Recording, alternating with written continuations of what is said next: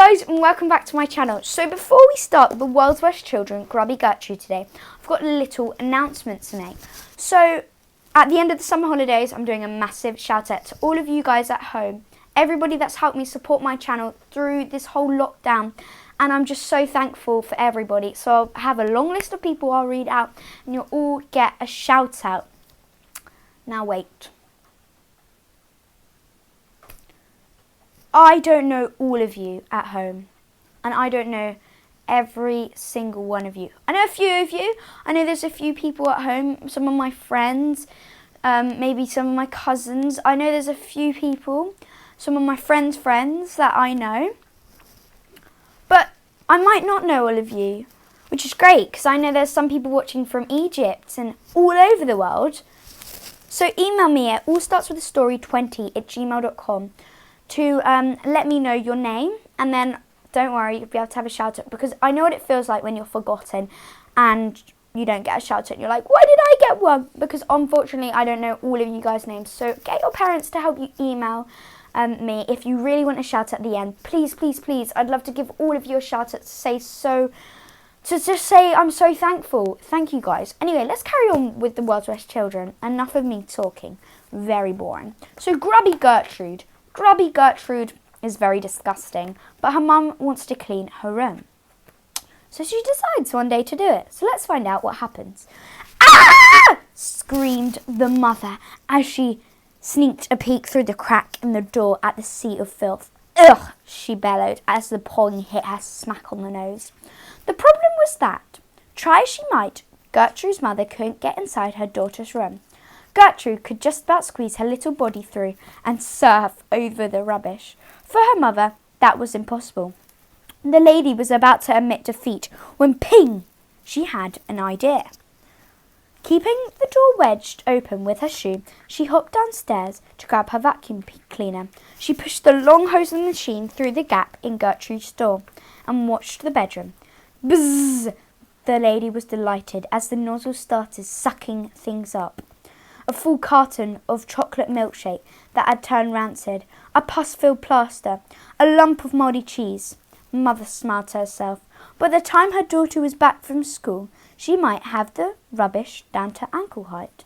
At the moment, the vacuum cleaner made an awful droning noise. Ugh, ugh, ugh, ugh, ugh, before there was a sound of the metal being bent. The vacuum cleaner shook violently and exploded. Bang! Mother was covered from head to toe in all the machine had sucked up. The horror! The horror! She wailed at the cake in the dirt, the dust, and the rancid chocolate milkshake, among other things. She bent down to examine her vacuum cleaner. It had been smashed to pieces. Something extremely big and strong must have broken it. Was there something lurking under the rubbish in the daughter's bedroom that could have been there? Hello? Called the mother.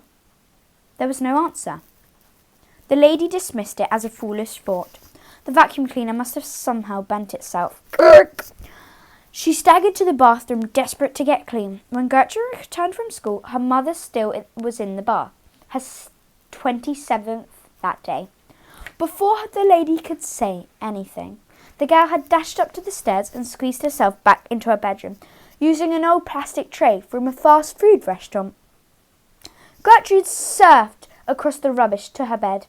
There she peeled off her damp socks, a pair that she'd worn hundreds of times, without even being washed. Gertrude was delighted to see the fungus that had appeared on them. Rummaging down in the murky depths of her muck, the girl found another sock that had dropped there many years before.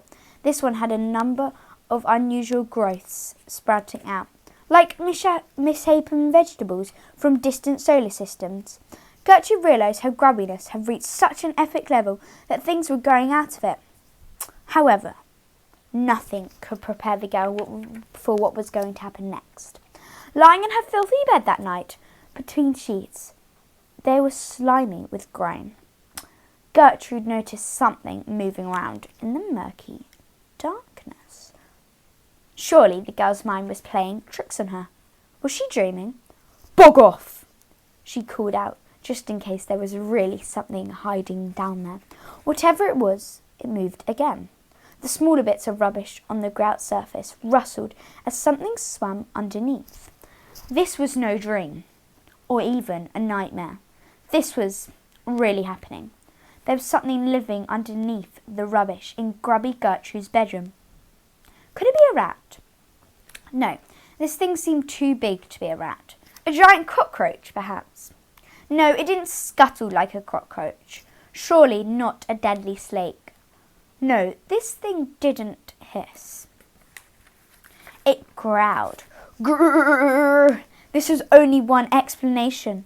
This was some kind of creature. A creature that had hatched out of the murky depths of the girl's mutt. A creature unknown to humankind. In a desperate attempt to keep things at bay, Gertrude bounced off her bed until she reached high enough to leap on top of her wardrobe. There she stockpiled some grot for special occasions. No matter, she needed it this instant. Oh no, what is this creature? Ooh, what's going to happen to Gertrude? So do you have any idea of what this monster could be? Well, if you do, be sure to email me, tell me, and I'll see if you're right on Friday. So join me for Fun Friday on Grubby Gertrude. We'll be finishing it. Anyway, bye now. Bye, guys.